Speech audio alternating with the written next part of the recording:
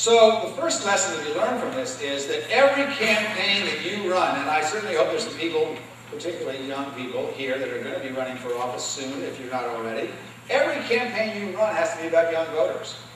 And why is that? Because it is much easier to bring 20-year-olds into your party than it is to convince somebody who's 45 to switch. So that even if you don't think you need young voters to win your race, every time you ignore them, you are setting yourself up for a problem that you're going to pay for 60 years. Every campaign has to be about young voters. But the second thing, which is the most extraordinary thing in my view, is this. I talked about civil rights and the fact that I was a college freshman when Martin Luther King was assassinated. Which meant that we learned about Martin Luther King because he was a figure in the newspapers every day. And the civil rights movement was something that was going on every day. Young people today learn about civil rights as a matter of history. Martin Luther King is maybe a day or two or three in the study, and then on to the next thing. One of the messages that we need to give to young people who are an extraordinary generation, and we thought we were great getting 1 million people to the Washington Mall, they send 1 million emails to Congress and shut them down if they have a problem. I think that's pretty good. But one of the lessons that we have to, the older generation always has to talk to the younger generation about is this. We want you to be impatient, but we never want you to give up. It was 13 years between 1955 and the Montgomery bus boycott and the last civil rights bill was signed, the voting rights bill. 13 years. Not every one of those days of those 13 years was a great day for Dr. King. And the days that weren't so great, he had to get himself up, pick himself up, and keep on going. So persistence is incredibly important. This is not a short-term political effort that we're going to suddenly get involved in somebody's campaign and change it and all go back to whatever we were doing before. That is why we have the current administration. Because we didn't stand up when they began to erode democracy and say, no, we're not going to do this because we're in this for the long term. This is our country, and it's going to stay our country. We have worked too long to change America to go backwards. So the first message for these young voters who are voting heavily Democratic, although I have to say a lot of them are voting as independent and then voting, registering as independent and voting Democrat, so we have to earn that vote every single time. But the first message, the kind of country you want it to be, and not let what's happened to America in the last 8 years happen ever again. You've got to stay involved in politics. I don't mean for those of you who want to be teachers or doctors or lawyers or whatever that you can't have to give up your career or your family. We don't want you to do that. But we never want you to permit yourself to be out of politics. If you're not in it directly yourself, you've got to support somebody who is. Maybe you've got to run for a part-time job in your school, in your community like the school board, but you've got to stay involved in politics because the penalty of getting out of politics is like every other human creation, no matter how wonderful democracy is, it dies if you don't feed it and if you don't nurture it, and we cannot let that happen ever again. What's happened in this country in the last 8 years is not normal. I've got to tell that to high school students all the time. They grew up, this is the only president they've known. This is not normal. We don't normally have a Justice Department, the Civil Rights Division, the Voter Suppression Division. This is not normal. We don't ever want this to happen to America again, ever. And that's going to be the task of this next generation. But this next generation is an extraordinary generation. What came out of the Civil Rights Movement was this notion that everybody should be included. And that America moving forward was going to become more and more diverse. And lots more different kinds of folks, and that we were going to have to do what America does incredibly well, which is learn to live with each other, and so many of us come from places where that wasn't the case, and where people couldn't live. It's part of the reasons many of us are here. We were never able to do that in my generation. We worked very hard to do it, and we hopefully taught younger folks that that was the ideal, but we couldn't accomplish that ourselves. Listen to these statistics. I told you there was a big turnout.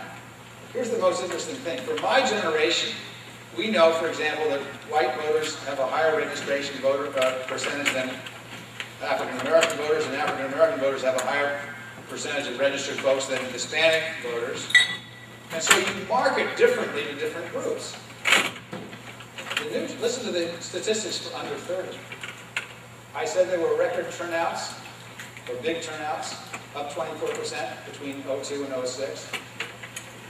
Here's the most amazing thing to me.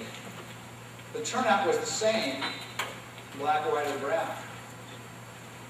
The turnout was the same, so there was a disproportionate increase among Hispanics, disproportionate increase among African Americans, and a smaller increase among whites. Everybody went up, but the percentage of registered voters who turned out who were under 30 was about 53% in each group. Which means that the younger generation has incorporated what we had hoped, even though we couldn't do it ourselves, and they see themselves as multicultural. That is very important information. There will still continue to be African American outreach, or Muslim American outreach, or evangelical outreach. Those things are important. But this younger generation doesn't see themselves necessarily as this group or that group. They see themselves as young people who have built a multicultural society, and they expect us to treat them differently and market to them as young people first, and as new people of a new generation first. And then we can do the various ethnic outreach. It's not that the ethnic outreach is unimportant, but this younger generation has built the America that we all hoped one day we would see. Does that mean that racism is dead in America? Of course it doesn't mean that. There's no society in the world where racism is dead, but it means that this generation embraces the end of racism, and they are living it to a larger degree than we ever could. Why is that important for the Democratic Party? First of all, going back to what I call the meta message, before anybody opens their mouth, just putting our candidates next to each other and putting their candidates next to each other, our candidates looks like what they've built. They see in our stage of candidates who they are. They see in their stage of candidates a blast from the past. Dobie Gillis. Anybody here old enough to remember Dobie Gillis? Leave It to Beaver, right? Nary a face of color in the whole show. They see in our candidates the nation that they will become. And the second piece is just plain demographics. In the state of California, today, there is no such thing as a majority. There are 5 large minorities and lots of other sub-minorities. African Americans, Anglos, Asian Americans, Hispanics, Native Americans. And then every kind of group that you can imagine is a subset of all those. That's how America is going to look in about 40 years. In America in 40 to 50 years, there will be no such thing as a majority. That is the future of the country, and young people under 30 have got this. They figured this out, and they made it work for themselves. It's an extraordinary generation. I'll just tell one very quick story. I go to Los Angeles to raise money for the Democrats, and I get introduced to some very, very wealthy young folks. One of them is a 29-year-old hedge fund manager who I'm sure is worth in 9 figures. And he has some friends around him, every ethnic group that you could possibly imagine around the table, who are all between about 25 and 35. So they get tired of my pitch for money, and they say, all right, look, we can write the checks, but tell us what we can really do to make a difference. And at that particular time, I was just worried about the media. And I said, well, you can figure out how to help me counteract Fox News.